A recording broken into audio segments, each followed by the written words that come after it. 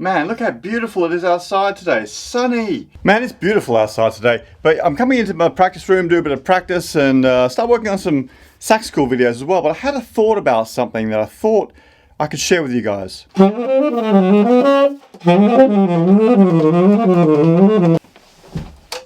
So here's the thing, I get asked a lot about improvising, how to get started with improvising. If you're new to playing saxophone, then it's one of those things that you're probably really keen to find out a bit more about.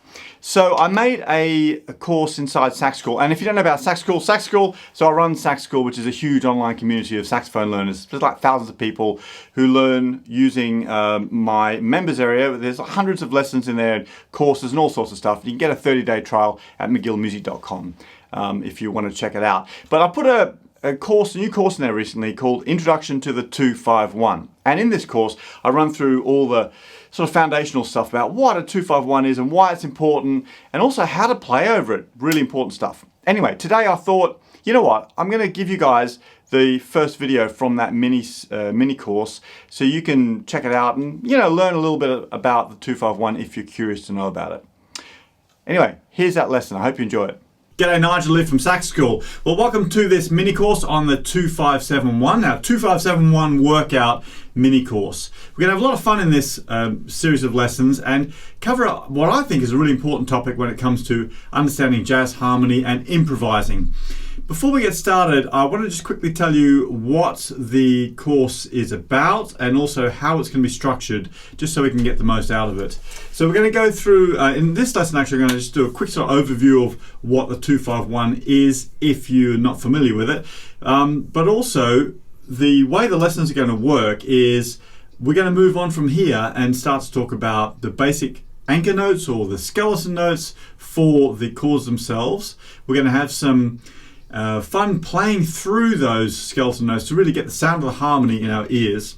Then we're going to have a look at some licks. In fact, I'm going to give you two easy licks that you can use over, they're like building blocks you can use over this chord progression. We're going to talk about how you can use that process in your soloing. And then we're also going to talk about modes over this progression of chords and how you can make up your own solos using modes. So there's quite a lot to talk about. I'm going to start from the easy and work our way right through to something that's a little bit more advanced. Okay, so before we move on with those lessons though, why is the 251 an important thing? Why are you even here? Why are you watching this? And why am I taking all this time to tell you about it? Well, the 251 progression, if you're not familiar with it, it's kind of like a fundamental structure that you see in just about every jazz tune. In fact, it's just about every popular tune in Western music, if I'm perfectly honest with you. And when I say a 2-5-7-1, really what I'm talking about is a chord progression where the first chord is based on the second degree of a scale, the next chord is based on the 5th degree of a scale, or the 5th, and the third chord is based on the 1st degree of the scale. So hence a 2 chord, a 5 chord, and a 1 chord. So for example, if we're in the key of C major, then the second degree of a C major scale, C being 1, D is 2, so the first chord would be a D. The first chord in the progression, which is the second chord, what we call a 2 chord, because it's based on the second degree of the scale, is a D. And as it turns out, if you use the notes of a C major scale, starting on the second degree of the scale, it's going to be a minor chord. So the 2 chord is always a minor chord. In this example, it's D, F, A, and C. And those are all using notes from the C major scale. So that's our 2 chord. Our 5 chord is based on the 5th degree of the scale. So in our example of C major, C is 1, D is 2, E is 3, F is 4, G is 5. So it's a G7 chord. And again, using the notes from the C major scale, we've got the notes in that chord of being G, B, D, and F natural. And then our 1 chord is going to be a chord based on the 1st degree of our scale, which in this example is C. So it's a C, E, G chord. Now, this structure with the 2 followed by 5 followed by 1 is what we call in music a cadence. And a cadence is when we bring music to some sort of climax or conclusion. It's used a lot in music at the end of a tune. It's also used at the end of a section. It's also used as a false ending a lot in music where the music sounds like it's going to end, but then it goes somewhere else. And sometimes a piece of music can have a whole string of these false endings or cadences throughout. And Coming up, actually, we've got a lesson on a jazz standard called Night and Day, which is a great example of this. You're going to see this sort of thing. Now you understand it. You're going to see it in so many things. Trust me.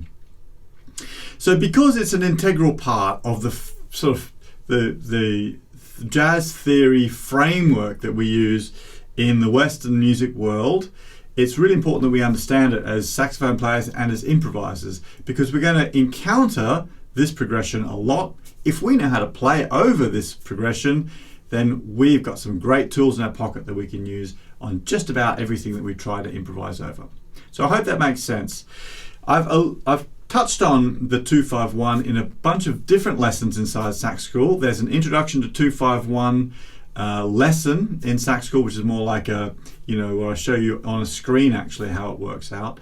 There's also some talk about this in my Jazz Modes mini course. So you may have seen this before, or if you want to explore a bit more, I'd suggest you go into Sax School and check out some of those other lessons as well.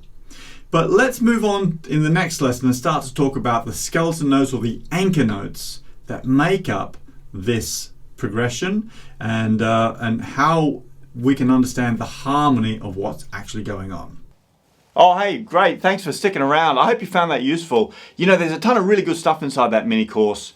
And if you're interested in finding out more about it, you can actually get a free 30-day access to all of Sax School at the moment. So you get that mini course, all my other mini courses, and plus access to the hundreds of other lessons that we've got inside Sax School at the moment. I'll put a link up above or down below so that you can get access to that at McGillmusic.com.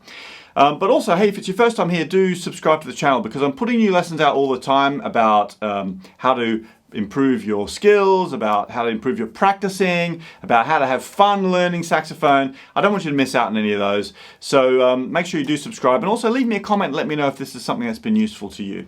Anyway, I'm in the middle of making some more lessons for Sax School, so I'm going to crack on with that, but keep practicing hard, and I'll catch you next time.